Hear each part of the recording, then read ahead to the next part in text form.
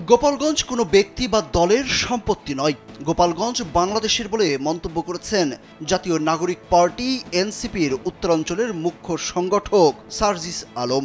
মঙ্গলবার রাতে সামাজিক যোগাযোগ মাধ্যম ফেসবুকে দেয়া এক স্ট্যাটাসে এই মন্তব্য করেন তিনি। স্ট্যাটাসে সার্জিস লিখেন, গোপালগঞ্জ থেকে এক ভাই মেসেজ দিয়েছে, ভাই অনেক গুজব ছড়ানো হচ্ছে, এসবে কান দিয়েন না। আমরা গোপালগঞ্জের মানুষ একটা জিনিস খুব ভালো করে বুঝে গেছি, খারাপ সময়ে শেখ হাসিনার সবার আগে নিজের পরিবারের সদস্যদের সেফ জায়গায় পাঠিয়ে দিয়েছে, এরপর নিজে সেফ জায়গায় চলে গেছে, কিন্তু আমাদেরকে, আমাদের পরিবারকে অনিশ্চিত ভবিষ্যতের মধ্যে ফেলে গেছে। সুবিধা নিয়েছে গুটি কয়েক মানুষ, কিন্তু ভুক্তভোগী আমরা সবাই।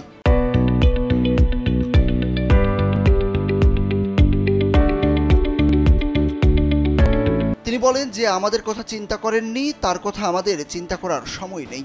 আমরা এতটা বলদ না যে তার কথায় এখনো মানুষকে প্রতিপক্ষ বানাবো, আপনাদের মুখোমুখি দাঁড়াবো, জীবনটাকে অনিশ্চিত ভবিষ্যতের দিকে ঠেলে দেব। আপনারা আপনাদের মতো করে প্রোগ্রাম করেন, চিন্তার কোনো কারণ নেই।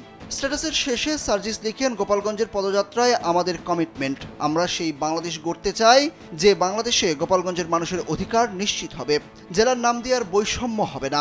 একই সঙ্গে গোপালগঞ্জের মানুষের ন্যায্য অধিকার পাওয়ার লড়াই আমরাই করব। গোপালগঞ্জ কোনো ব্যক্তি বা দলের সম্পত্তি নয়, গোপালগঞ্জ বাংলাদেশের।